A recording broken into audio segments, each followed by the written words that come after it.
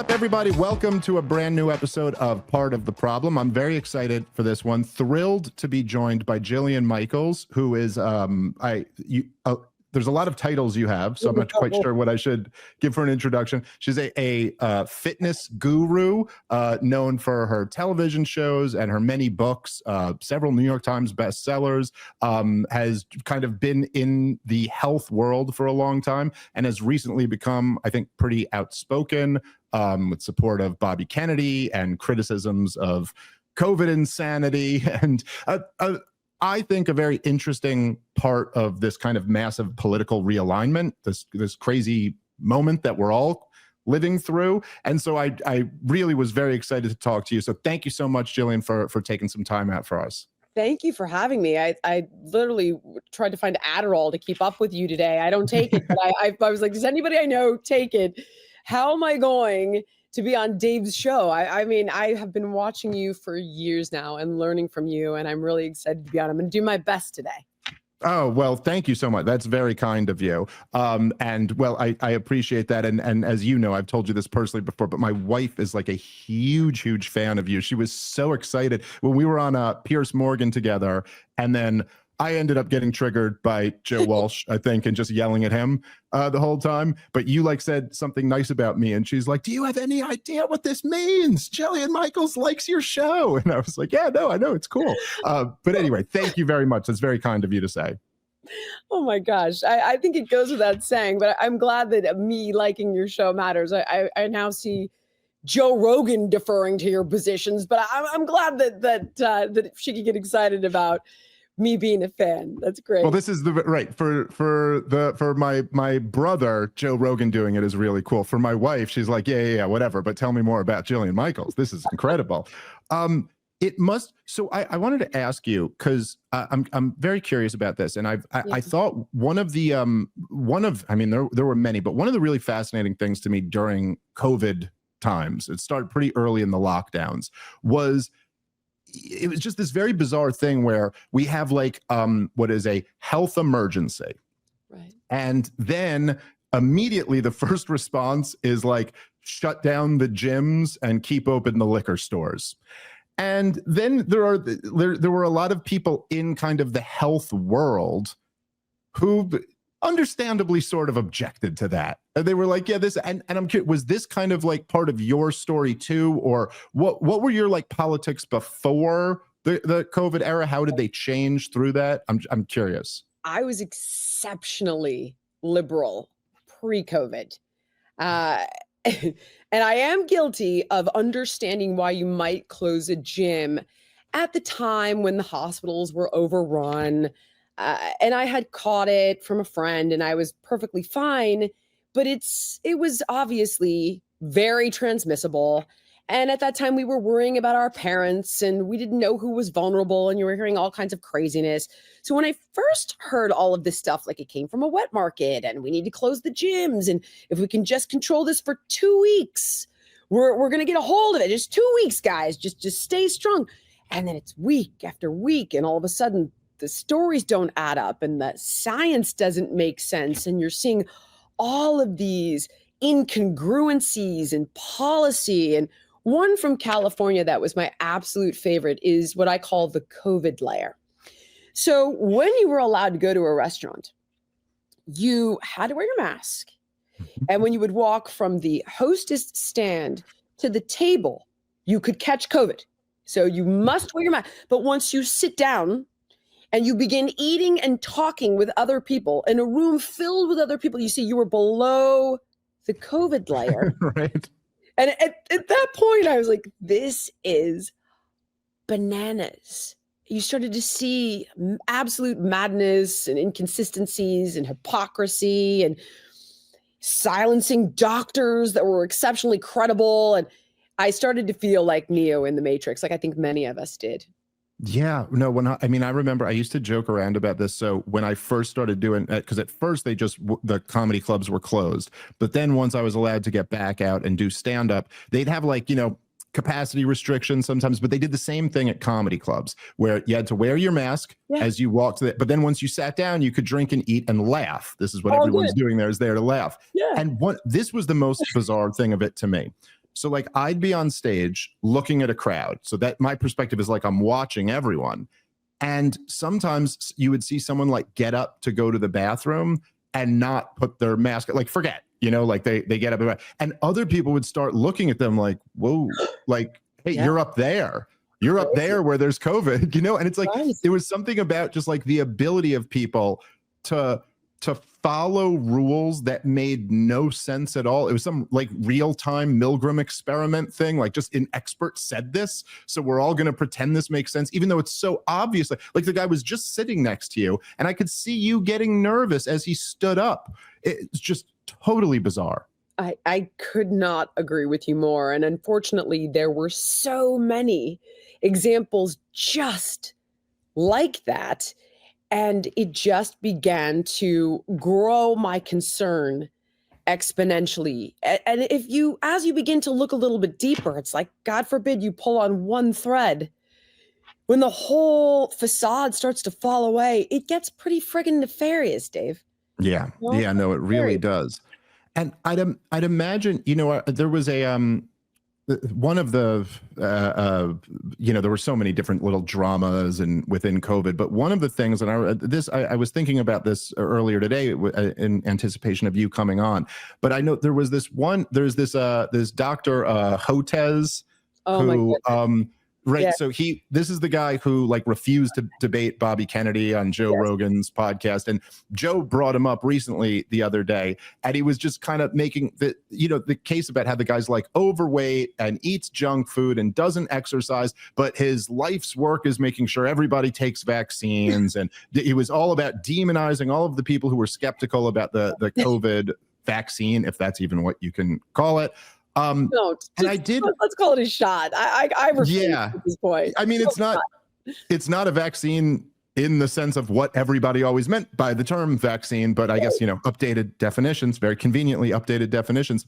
But I did think there was something, and this isn't like, I'm not saying it's a law of logic or something like that. Like you could smoke 2 packs a day and say cigarettes are bad for you. And you're right, even though you're, kind of being a hypocrite, the argument you're making isn't necessarily wrong.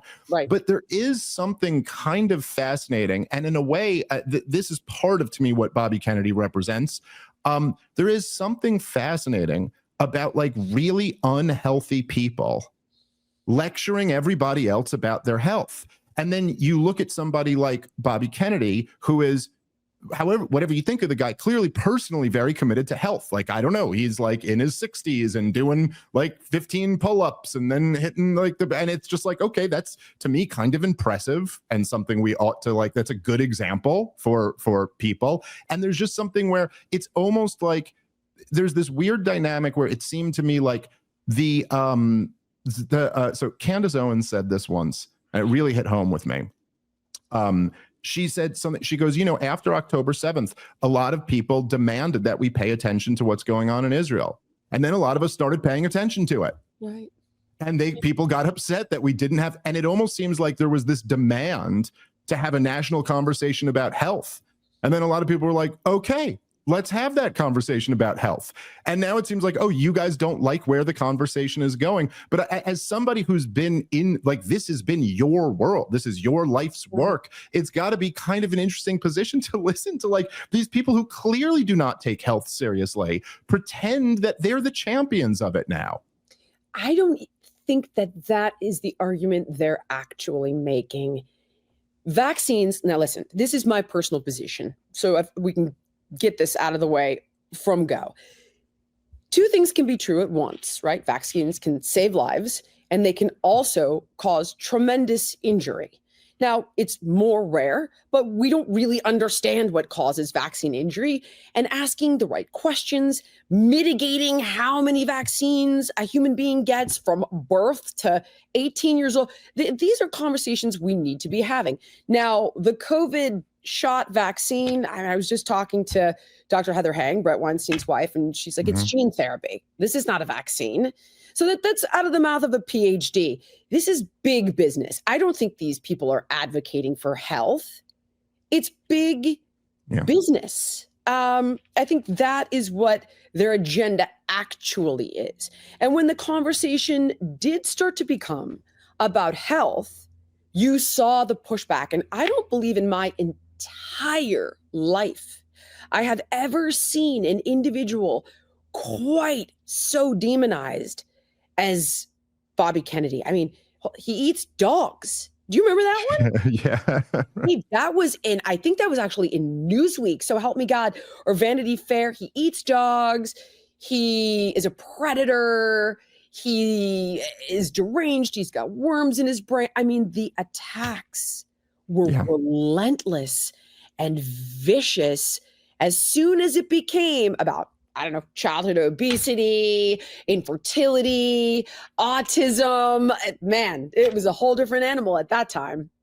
Yeah, and it's really, I'll say, I've never seen a presidential campaign, and I've talked to both Bobby and Nicole Shanahan about this several times, but I've never really seen anything quite like his presidential campaign, which obviously, like, okay, he didn't end up winning the presidency, but he ended up kind of leveraging the millions of people who supported him into getting the health department in this very interesting, Maha MAGA coalition. But where he essentially took an issue that no one in politics was really talking about, and he said, I'm going to make this the centerpiece of my campaign. And it has now become one of, if not the most dominant, like, political issues of our time. This is, if it wasn't for Bobby Kennedy, nobody else is talking about the health crisis in this country, at least in a political level. I'm not saying there's not like any sociologist or right. Yeah, like there's a nutritionist out there who's talking about it. But I mean, like, somebody running for president who's talking about the fact that, like, we lead the world in chronic illness. Like, how does that not come up all the time? It just seems so wild. And the most on healthcare, by the way. Yes. And it's all because of this. I mean, I remember, years ago reading about that, like back when it was like the Obamacare debate in like 2009, 2010.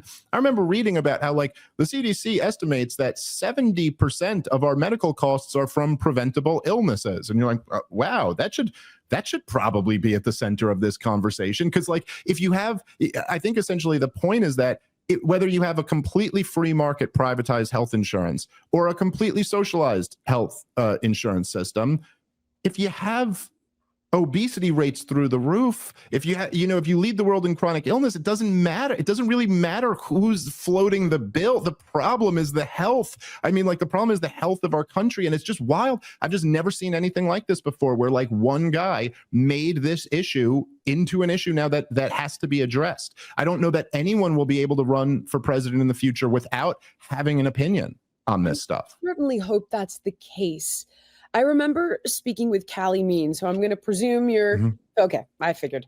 So Callie is one of the masterminds behind this Maha MAGA union, and this has to be about a year ago. And we were sitting down talking on a podcast, and I was pretty feeling that the situation as it stands for Americans and health was pretty dystopian, and I didn't have a ton of a ton of optimism about it. And I remember after Callie was like, listen, I'm working on something. It's going to get better. It's going to change. I was like, it's never getting better, and it's never going to change because special interests are too powerful, and they have a grip on our politicians, and they're the ones that are pulling the strings, and there is no possible way unless you reform campaign finance. And here, Dave, here we are. So credit to where credit is due, because you're absolutely right. This is not a new message. If you go back to a book that I wrote over 15 years ago called Master Your Metabolism, I mean, I talk about red number 40. Like, this is not new news. It was a more liberal movement for sure. If you looked at Marion Nestle and Maria Rodale and Mark Bittman and Mark Hyman and Michael Paul, we were all raging liberals. Nevertheless, it went nowhere. Nothing changed. And it only got worse. So how this magic moment occurred, I think it's multifactorial. I think COVID was a part of it.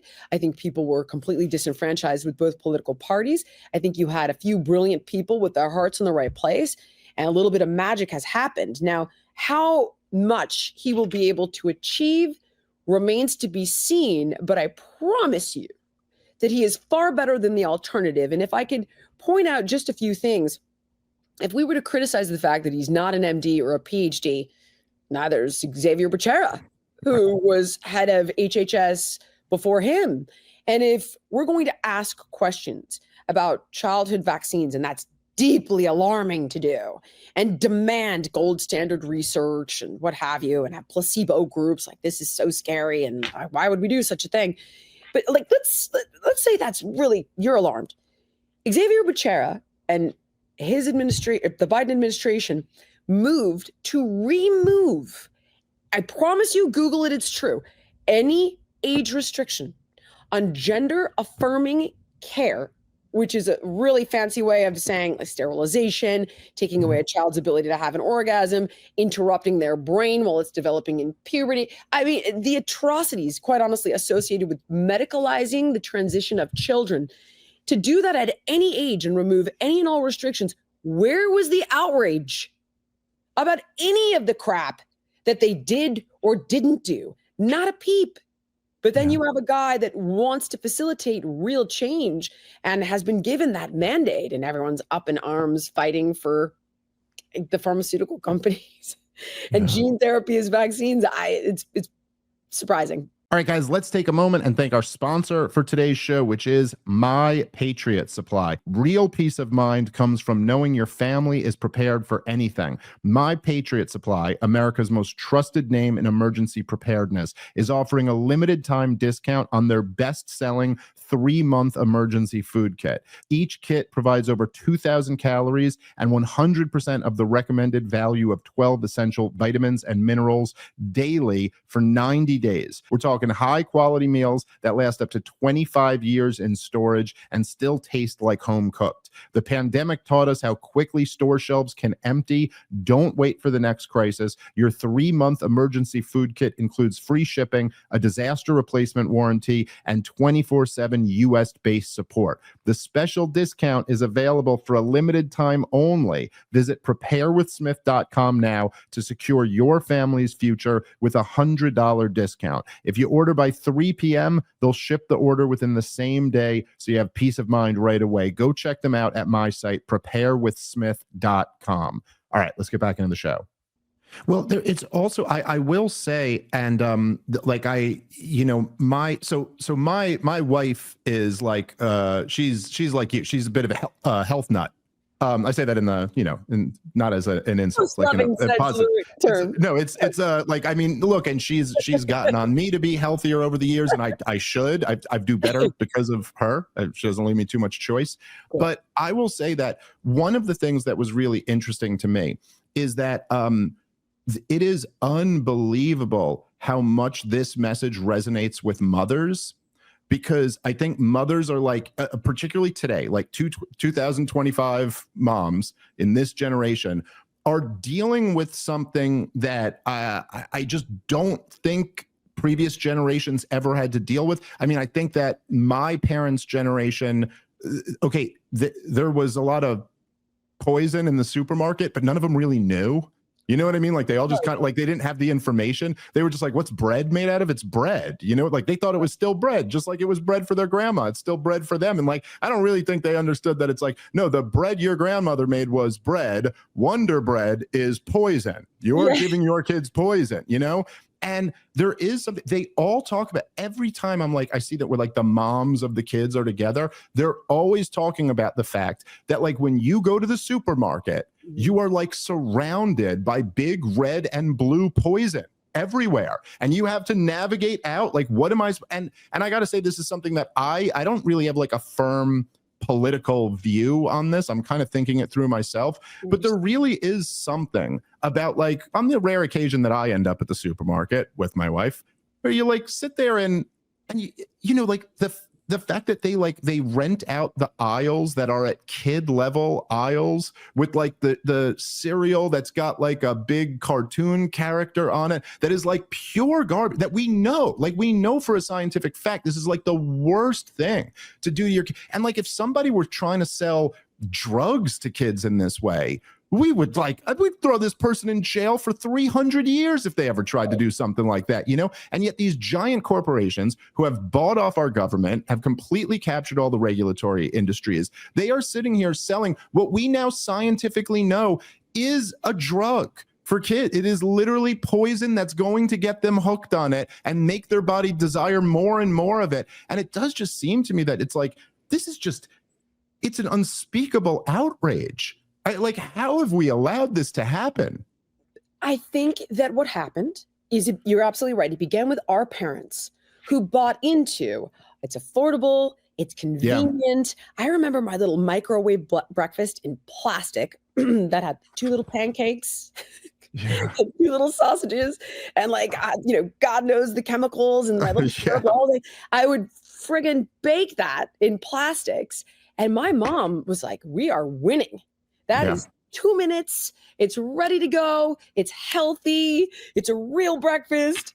And we're out the door. She didn't know any better. And even still, my evolution in health and wellness was about losing weight and looking skinny. And then it became diet foods, and lean cuisine was healthy. There really wasn't information up until, I quite honestly want to say, the early 2000s.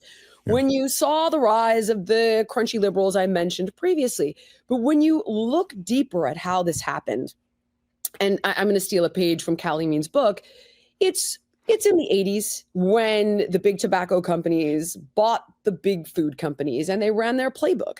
But if we want to go back farther, Dave, it starts with big ag being captured and corrupted through the first incarnation of the Farm Bill. And basically, long story short, how this evolved is that we have spent over the last 20 years $500 billion in our tax dollars going towards genetically engineered seeds that are covered in chemicals that were derived from chemical warfare, like Agent Orange.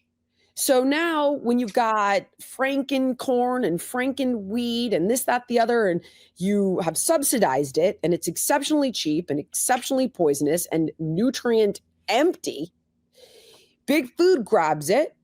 They take their team of multidisciplinary scientists that study your kids' behavior and yours, that have learned how to target the bliss point in your brain so you can't eat just one, and absolutely brag about it, which is even more. Yeah, that's right. That was their slogan. Yeah, I know. No, don't worry. You will be overweight and unhealthy because you cannot eat just one. We got you.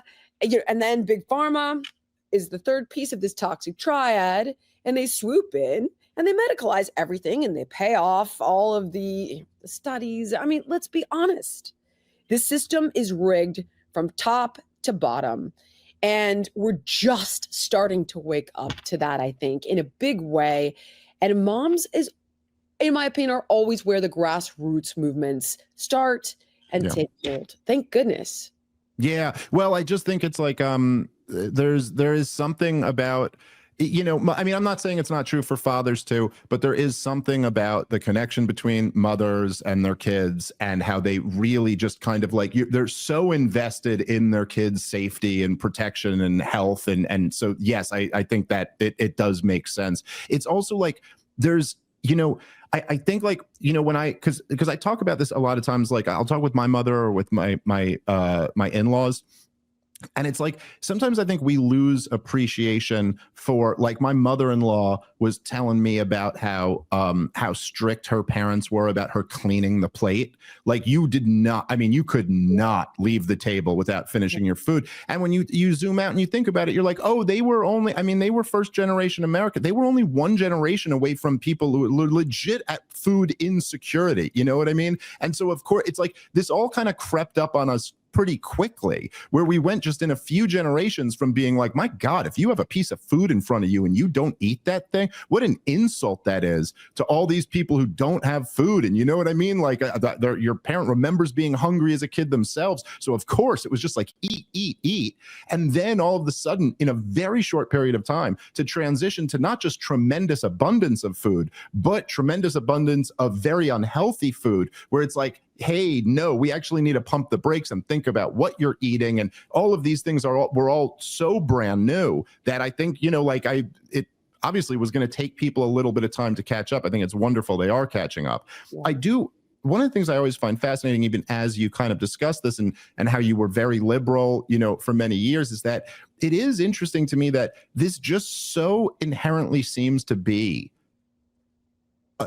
I mean, I guess it's a human issue that we should all care about, but there's no way you could ever convince me that this isn't something left-wingers or liberals should care about. This is more of a left-wing liberal issue than it is a right-wing issue. I mean, like, you're talking about the big corporations stacking the deck against ordinary people. And by the way, there's also a huge class issue that comes into this equation where, it's really, like, people who are doing pretty well. It's not that big of a deal for me if I got to spend more money for my kids to have the healthy food. But for people living on a very fixed income or a very, very tight, living paycheck to paycheck, that's a huge issue for them, that like they would have to like triple their grocery bill in order to get grass-fed meat and, Whole Foods and all of this stuff. And it seems like that's just, it's like an issue that's right there for the left to care about, of this is your issue, guys. Like, this is a completely unfair system rigged against the working class and the poor.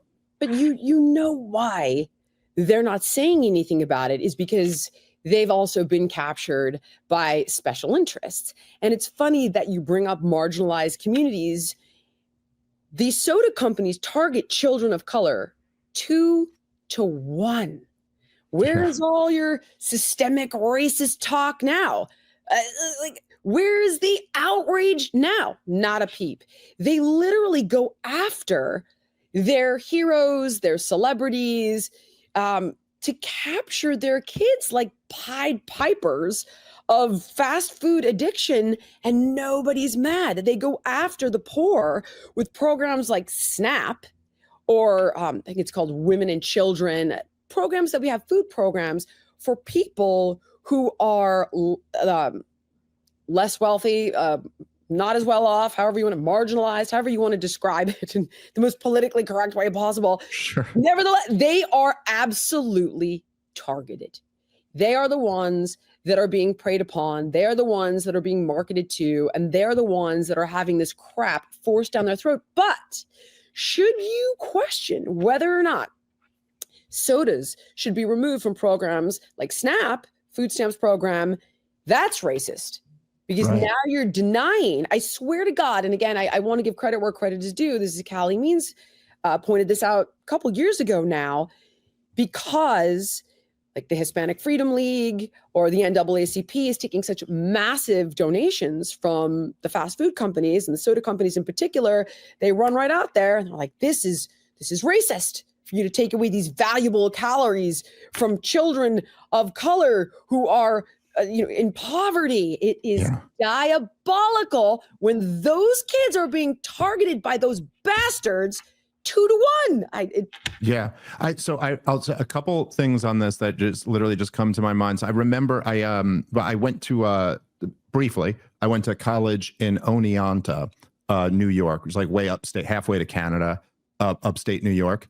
And oh man, I hated it. It was boring and cold. There's nothing to do except drink up there. That was the only part I liked. That part was cool, but the rest of it sucked. But I remember it was like this. I'd always lived in New York City my entire life. And so it was like the first time I was ever like living in like a small town.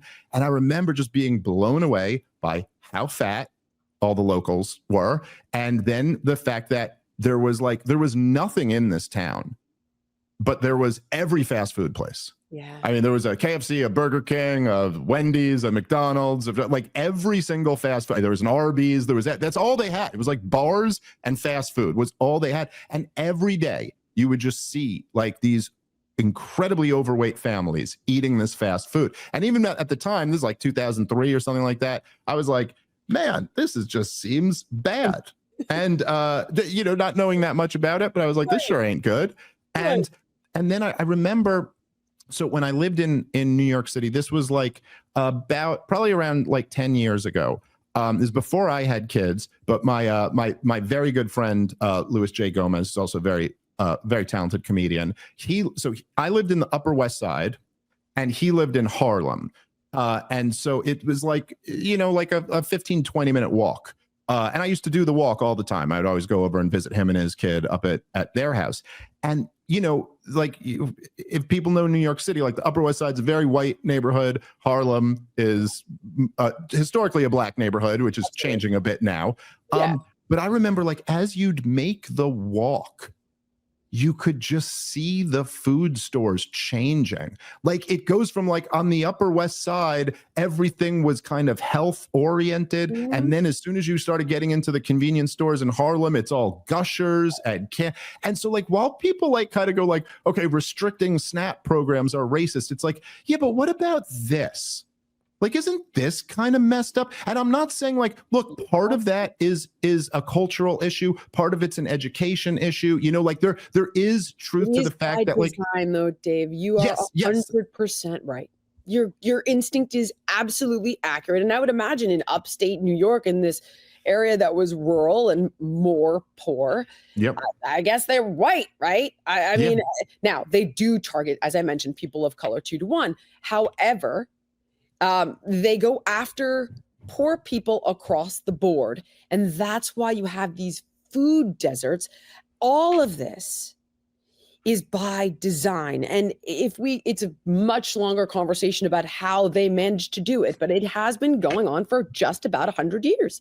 And it started with how they gamed the agriculture so that all of the money went to Monsanto's places, you know, the big farming industrial complex, that whole thing. And it, after World War II, mechanization, and then it's like, oh no, we've got a world food issue. Okay, let's give more to these genetically engineered crops. There's a whole history to it. It's exceptionally diabolical. It's dense, but it is absolutely by design, and your instinct is 100% right. All right, guys, let's take a moment and thank our sponsor for today's show, which is Sheath Underwear, longtime sponsor of the podcast. You guys have heard me talking about Sheath Underwear for years at this point, and I really do love them. I mean, I can't say it enough. The most comfortable pair of boxer briefs you will ever own, the only underwear that I ever wear. Literally every time you hear from me, I am comfortably in a pair of Sheath underwear. You got to check them out. Like, they're a longtime supporter of the show, so just for that reason alone, go support them. But also, while you're at it, get yourself the most comfortable pair of boxer briefs you will ever own. They also have shirts and hoodies and a bunch of great stuff. Check them out at sheathunderwear.com and make sure you use the promo code PROBLEM for 20% off your order. They ship anywhere in the world. Sheathunderwear.com, promo code PROBLEM for 20% off. All right, let's get back into the show. Yeah, and it's just wild to me that, like, that doesn't seem, it's almost like out of and like, as the point I made, like, it was poor people in Oneonta who were white people, and then it was the poorer people in Harlem who happened to be black people. But it's like there does seem to be a weird thing to me where I'd watch, like, in this dynamic, like Upper West Side versus Harlem, and it's almost like the kind of liberal the weird racialism that kind of took over the last 10 years, where it's almost like a white guilt type thing that you don't feel like, you guys don't live this way, but you don't want to tell them, hey, there's a better way to live, or like try to move toward that, because then you feel like that would be bigoted of you to like impose something on them. But it's like, no, bigoted of you, actually. It's like, it's ableist, it's racist, it's actually called being able. They have labeled people who have done that ableist and racist. And in fact, gosh, I can't remember her name, but there was a doctor who said calling junk food was racist because marginalized people of color needed junk food. And I remember thinking, we have absolutely left Kansas. Like, the world has inverted itself. I mean, and it was during COVID. But one more thing is the healthy at any size movement. Yeah. Derail the shame narrative. All of this comes from big food. It's not even a question. I encourage people to Google it. There was an expose, believe it or not, in the Washington Post that exposed it. So they're paying registered dietitians and influencers in health online to be promoting those hashtags like derail the shame, healthy at any size. That's all a psyop. And then they tapped into this, you're right, white guilt, so that even doctors were afraid to say to their patients of color, you need to lose some weight. Yeah. It's Dr. Casey Means talks about it. You're spot on. That's Well, I exactly think, what's happening. I felt for a while like I think there's there's inherently, I think, benefits to like kind of a left-wing worldview, and there's benefits to a right-wing worldview. And I mean kind of like abstract. And then there's weaknesses. And I think that like I always felt that like after 9/11 in the George W. Bush terror war days, they kind of like, it's almost like they short-circuited right-wingers, like they tapped into what their weakness was. And their weakness was just having this kind of this base of like patriotism and good versus evil and this and once you tapped into that, it was like, we got to go see about Saddam Hussein, he did 9/11 or something like that. And like if you tried back then, if you tried to talk to a right-winger like logically, and you were like, no, listen, Saddam Hussein's Ba'athist party hates the radical Sunni terrorists, there's no way they were working together, like these guys are mortal enemies. It was just like, oh, so you're saying you're on Durka side and you're not on USA side, and it was just shut down the conversation. And then likewise over the last decade, I feel like there's something which probably, much like with the right wingers, it probably originates from like a good place. I'm not talking about the people rigging the system, I'm talking about regular people. Yes, where they're like where there's this desire from liberals to be like, we're not the bigoted ones, we're not the racists, we're not the people who are mean, we're the people, we're not the religious superstitious people, we follow the science. But then the problem is like when they tap into that and they go, okay, well, if you say that this fat person is fat, you're a bigot. And if you say what the CDC says, you're following the science. It's like they short-wired people. They got them to turn their brains off and start going like, look, nobody here is saying like, be a dick to fat people. I'm not saying like make fun or don't be a bad person. Don't be shitty to anyone. But come on, let's get real. Like, no, big is not beautiful. Big is unhealthy. And the correct move is not, if you have somebody who you love who's a heroin addict, you don't say like heroin is beautiful. But you know what I mean? Like you try to help them get help and get better because that's how you live. And it's been wild to see that this actually took off. Not only did it take off, I mean, it was wildly popular. So in my opinion, there are two reasons why. The first one is cancel culture. And I experienced this personally in 2019 from the infamous incident where I was asked by a crappy little interviewer. I don't even know what I was doing on this interview on BuzzFeed. I don't even know what was I doing on BuzzFeed? And she asked me if I celebrated Lizzo and Ashley Graham. And I didn't know who Ashley Graham was at the time, but I knew Lizzo because my kid liked her music. And I was like, she's a great artist. Why? And she's like, well, of course, the big question was like, do you celebrate the fact that she's obese? I was like, well, of course I don't celebrate the fact that she's obese, because if you really like her, you want her to be around for a long time, right? Wouldn't it be terrible if she got diabetes? Oh my God, Dave, it was a catastrophe. AT&T had to deal with my app. They pulled out. I had a post scheduled for this dog food company who was like, we're not going to post her. Like, we don't want her working with our company. It was insane. So I think when people see someone else being taken to the gulag, right? Stoned in the public square, they're terrified into silence. But the other component of this that we are still seeing in spades is the moral superiority and that high, which comes from virtue signaling. I am the empathetic one. It reminds me of Ralph Fiennes in Schindler's List, where he's like, I pardon you. Like, it's truly evil, actually. Yeah.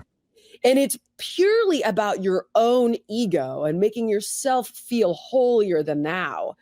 But I think it is those two elements of fear and narcissism that have allowed us to become vulnerable to this kind of like brain virus, quite literally.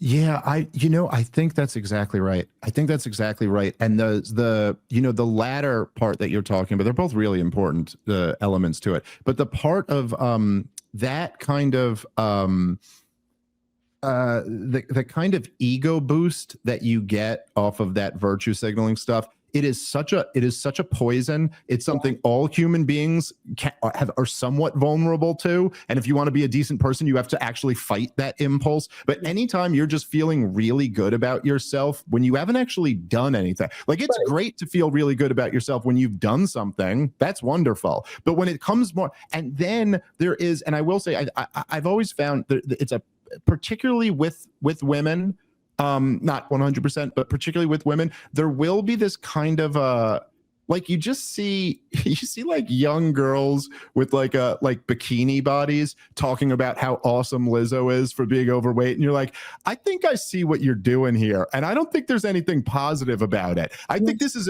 a weird tactic, you know? Yeah, not only is it a weird tactic, there were so many fitness people that ended up doing that, and then putting like, oh, we're gonna put like obese mannequins in fitness clothes, and we're gonna it was absolutely exactly what you're talking about. There's one woman in particular who shall remain nameless, but had a bit of an eating disorder, but was fairly large in fitness, is less well known now, but still pretty well known, and appealed greatly to more millennial / Gen Z.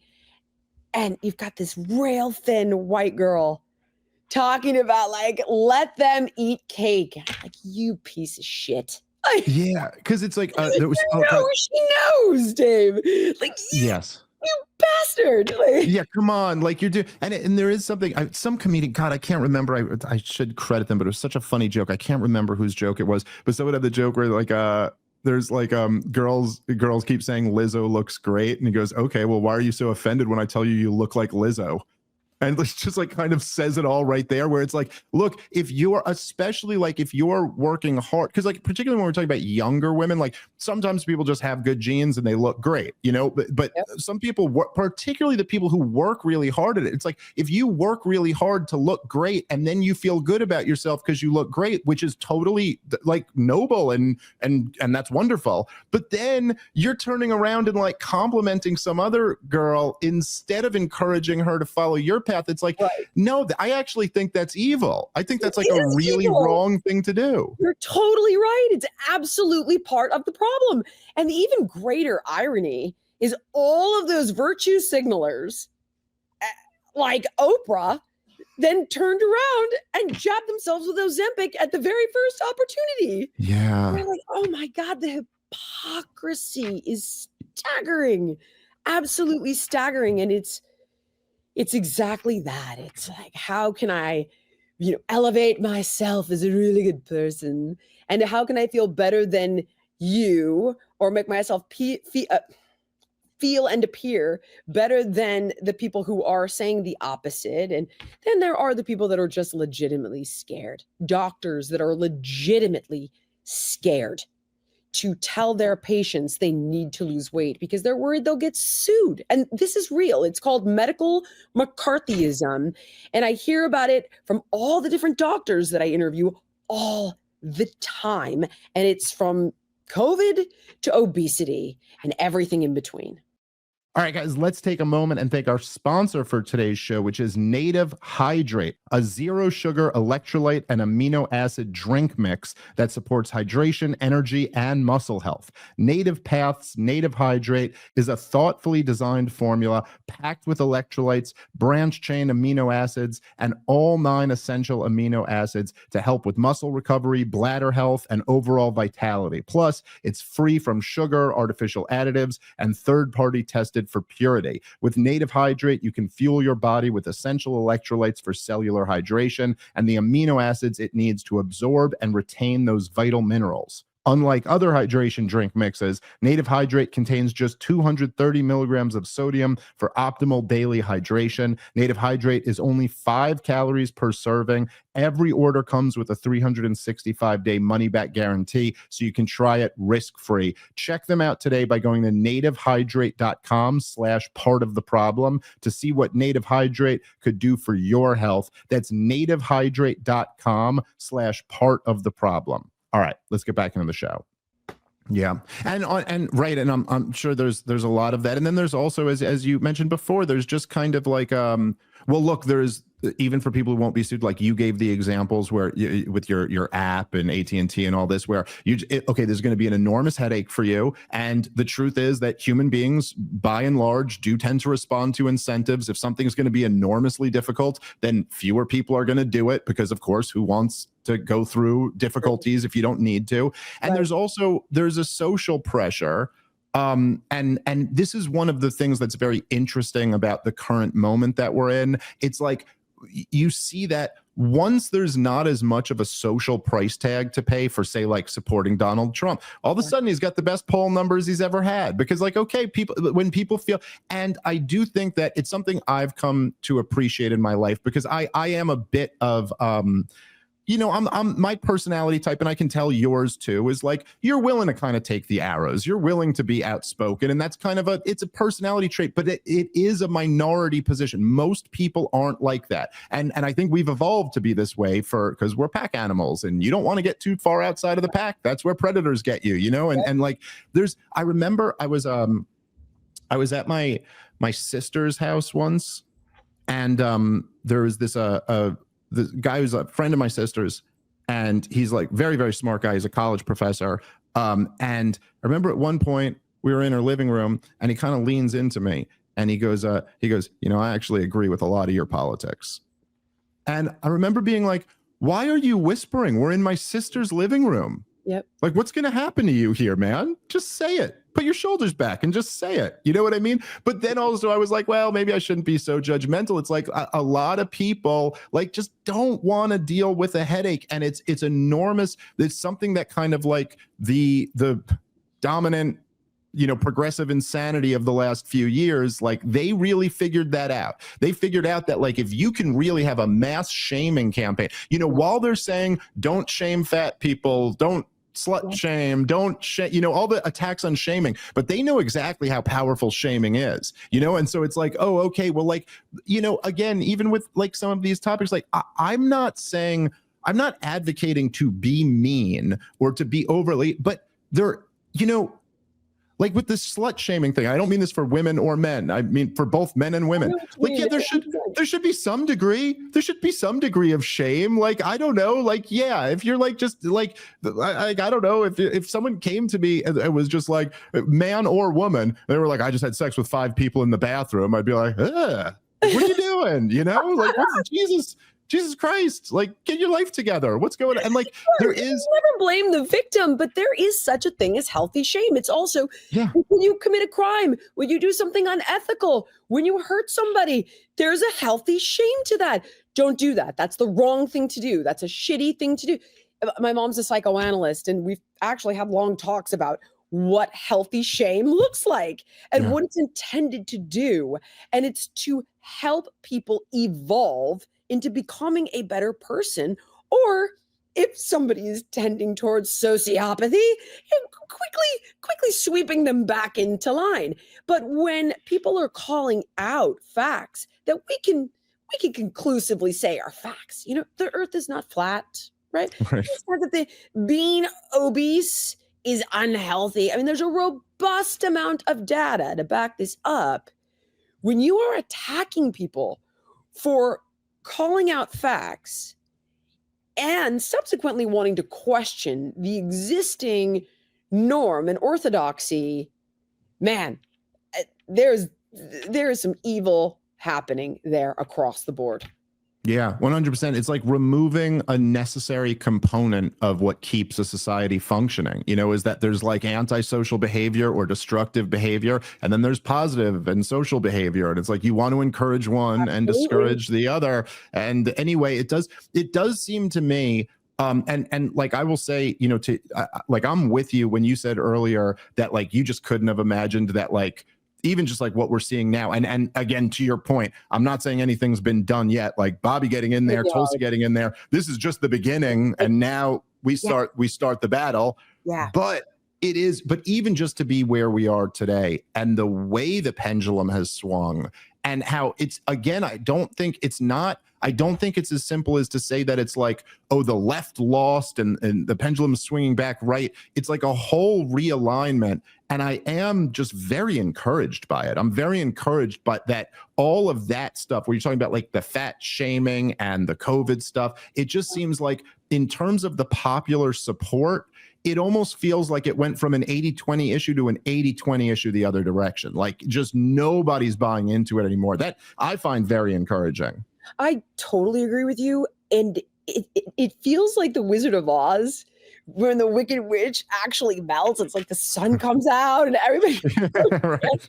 Now, I do think it's, page 1 of the book that has yet to be written.